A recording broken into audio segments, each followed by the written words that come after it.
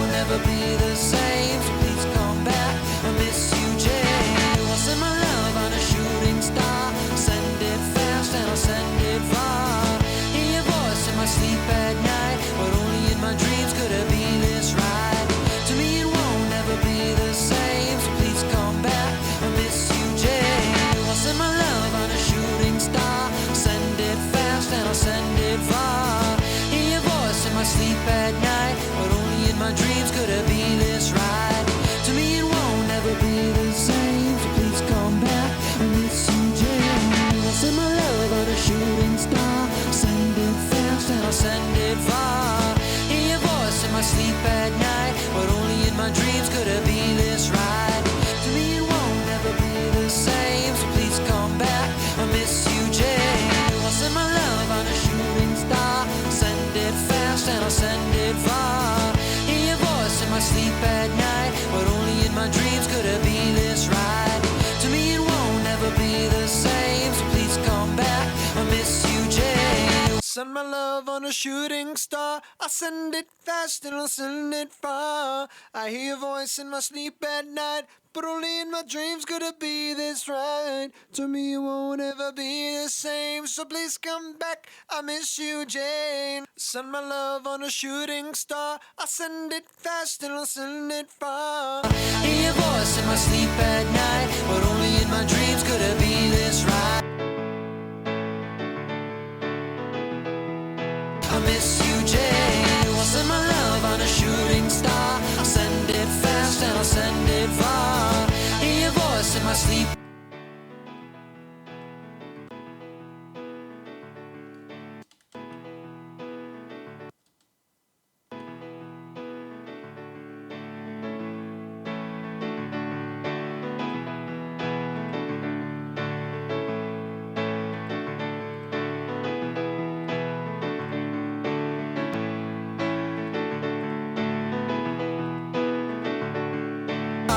Hear your voice in my sleep at night, but only in my dreams could it be this right.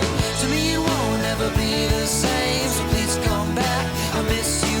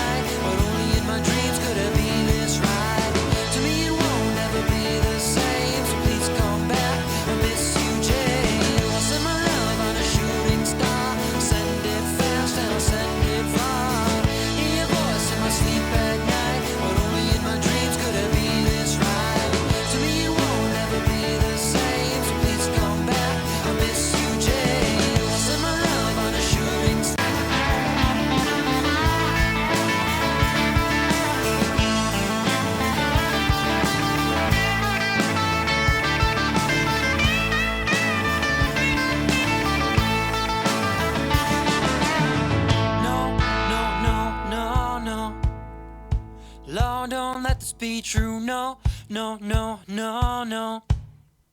It all. All right, so time's up there. You saw I got through almost everything. I did skip the toms again. After finishing the kick and snare, I kind of felt toms only appear a couple times in the mix, and I wanted to get to the vocal and the bass and make sure the bass set with the kick. We're almost there. You saw me mess with the level of the bass a little bit. I'm not really hearing it. I know the low end's there, and I felt it against the kick drum, but we might have to mess with some distortion to get the high end to cut through on it. A little bit of compression on the piano, not much. I wanted it to stay a little bit more natural, but it set a little bit better with the drums. I might have turned it up a little bit too much, but we'll have to take another listen. The vocal you saw actually completely squashed it, like 10 dB of compression. That's usually what I do. It looks like I actually don't remember if these were recorded with compression or without. They were probably recorded without compression. I probably printed a little bit afterwards.